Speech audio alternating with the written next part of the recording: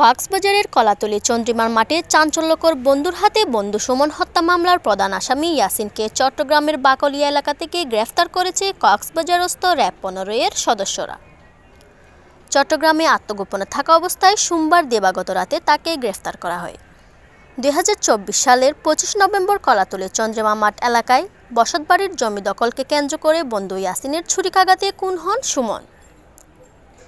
ঘটনার দিন সুমন নিজ বসতবাড়ির মালামাল ক্রয়ের উদ্দেশ্যে বাজারে যাওয়ার পথে ইয়াসিনের বসতবাড়ির সামনে পৌঁছালে পূর্ব পরিকল্পিতভাবে ইয়াসিনসহ তার সহযোগীরা ভিকটিমের উপর ধারালো অবৈধ অস্ত্র দিয়ে হামলা চালান। এতে বেশ জখম হন সুমন। পরে এলাকাবাসীরা সুমনকে উদ্ধার করে কক্সবাজার সদর হাসপাতালে ভর্তি করান।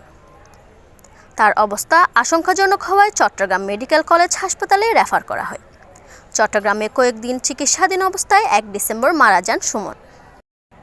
উক্ত ঘটনায় সুমনের বড় ভাই আইয়ুব আলী ৬ জনের নাম উল্লেখ করে কক্সবাজার সদর থানায় একটি হত্যা মামলা দায়ের করে। ঘটনার পরপরই তারা সম্পূর্ণভাবে আত্মগোপনে চলে যায়। ঘটনার সাথে জড়িত আসামিদের গ্রেফতারের লক্ষ্যে র‍্যাব ১৫ এর একটি আভিযানিক দল গোয়েন্দা নজরদারি ও ছায়াতদন্ত শুরু করে। র‍্যাব জানান, গোয়েন্দা তথ্যের ভিত্তিতে সোমবার দিবাগত রাতে র‍্যাব ১৫ এর একটি দল চট্টগ্রামের বাকলিয়া চান্দাপুকুরপাড়া এলাকায় অভিযান চালিয়ে মামলার প্রধান আসামি মোহাম্মদ ইয়াসিনকে গ্রেফতার করে। ইয়াসিন পূর্ব কলাতলী বখতিয়ারগুনা এলাকার মোহাম্মদ লালুর ছেলে। আইনশৃঙ্খলা বাহিনীর গ্রেফতার এড়াতে বিভিন্ন জায়গায় এত আত্মগোপনে থাকার কথা স্বীকার করেন ইয়াসিন। মিফতাহুল জান্নাত, ভয়েস ওয়ার্ল্ড 24, কক্সবাজার।